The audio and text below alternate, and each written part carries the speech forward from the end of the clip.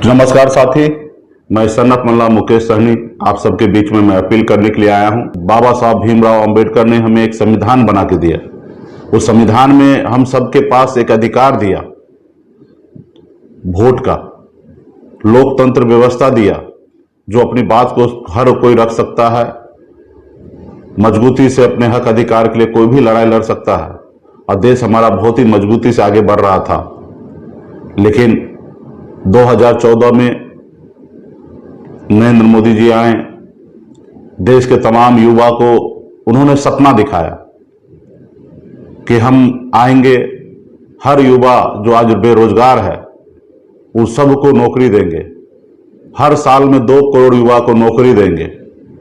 हमारे देश के युवा को लगा कि सही में मोदी जी आएंगे और हम सभी को नौकरी देंगे। उन्होंने कहा कि देश से बड़े संख्या में काला धन विदेश में है, हजारों लाखों करोड़ रुपया विदेश में पड़ा है। हमारी सरकार आएंगे, हम विदेश में कार्रवाई करके देश में पैसा लाएंगे और हर किसी के खाते में 15-15 लाख रुपया दे देंगे। हमारे लोगों को लगा सही में देश में इससे पहले भ्रष्टाचार हुआ होगा, लाखों करोड़ रुपया विदेश में है, और जब मोदी जी आएंगे तो देश में लाएंगे और हम सबका कल्याण होगा। उन्होंने कहा कि हर किसान को आय दुगुना करेंगे, किसान को सही मूल्य नहीं मिल रहा है, किसान परेशान है, किसान आत्महत्या कर रहा है। तो हमारे देश के किसान को लगा सही में हमारी बात कर रहे हैं और हमें गरीबी से छुटकारा मिलेगा। उन्होंने भी वोट दिया। उन्होंने कहा जितने भी देश में गरीब है उस सबका पक्का घर बना के देंगे। तो तमाम ऐसे वादा उन्होंने किया जो हमारे देश के हर एक नागरिक के लिए जरूरी था। सत्ता में आए, हम लोगों ने उन पर भरोसा किया। उन्होंने कहा आपके अच्छे दिन आएंगे, हमने उन पर भरोसा किया और हमने उनको वोट देकर देश में सरकार में लाए। 2014 में आए, कुछ काम नहीं हुआ। 2019 के अंतिम समय में मोदी जी का कहना था, उनके सरकार के कहना था, उनके लोगों का कहना था कि पकौड़ा तलना भी ये रोजगार है और हम ये भी कर रहे हैं। कोई स्टूडियो के बाहर पकौड़ा तल रहा तो ये हमारा ही देना है, हम ही वो रोजगार सृजित कर रहे हैं। उतने में पुलवामा हुआ, राष्ट्रवाद के नाम पे वोटिंग हुआ। लोगों ने कहा एक बार और मौका देते हैं मोदी जी को, और फिर पुनः उन्होंने 2019 में फुल बहुमत के साथ उन्होंने सरकार बनाया।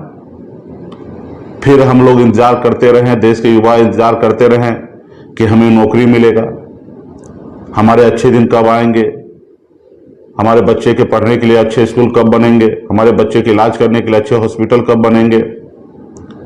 तो ये तमाम लेकर जूझते हुए हम अभी तक आ गए हैं। इस देश में बड़े संख्या में युवा जो है बेरोजगार है। भारत सरकार का पिछले साल का डाटा कहता है कि 10 लाख भी नौकरी मोदी जी जब से आए तब से आज तक 10 लाख नौकरी भी नहीं दे पाए, और कम से कम 25 से 30 लाख कर्मी जो है 10 साल में रिटायरमेंट हुए हैं। यानी कि जितने भी देश के सरकारी नौकरी में थे उस जितना रिटायरमेंट हुए उनके बराबर में उनके 25% भी नौकरी इन्होंने देश के लोगों को नहीं दिया। ये देश सही नहीं है, सही रास्ते पे नहीं चल रहा है। ये संविधान के ऊपर उनके भरोसा नहीं है। आज 2 मुख्यमंत्री को जेल डाल दिया गया है। जो थोड़ा सा भी उनसे बगावत करता हो उसको ईडी का नोटिस उनके घर पे पहुंच जाता है।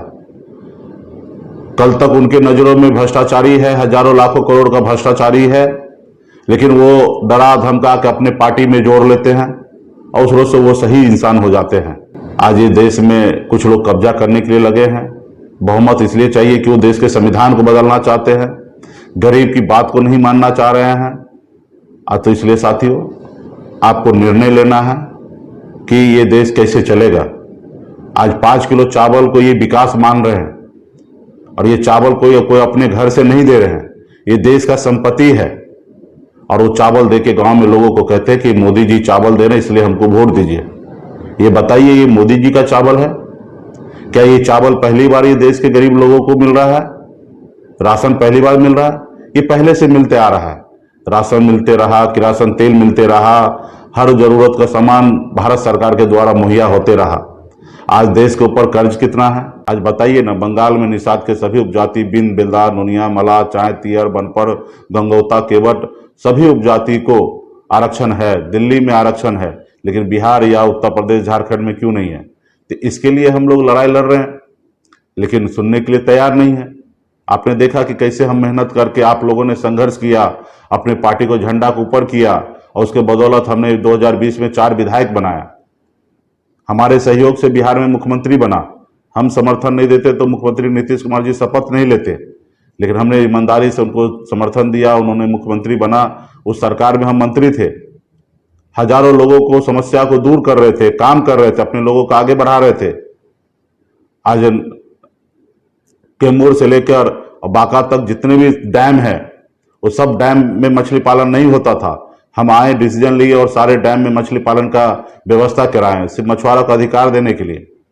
तमाम बहुत ऐसे काम कर रहे थे, लेकिन उनको दिखा कि एक मल्लाह का बेटा अति पिछड़ा समाज से आते हैं, 36% इनका अति पिछड़ा का वोट है, इनको रोको। अगर नहीं रोकोगे तो ये बहुत आगे निकल जाएगा। एक साजिश के तहत हमारी पार्टी के विधायक को खरीद लिया, हमको सरकार से बाहर कर दिया। जो सरकार हमने बनाया था, उस सरकार में हम अपने लोगों के लिए, अधिकार के लिए काम कर रहे थे। हम अपने अधिकार के लिए बिहार से लेकर यूपी तक हम लड़ाई लड़ रहे थे, लेकिन उनको, कोई उनके सामने में लड़ाई लड़े, ऊंची आवाज में बोले, उनको पसंद नहीं है।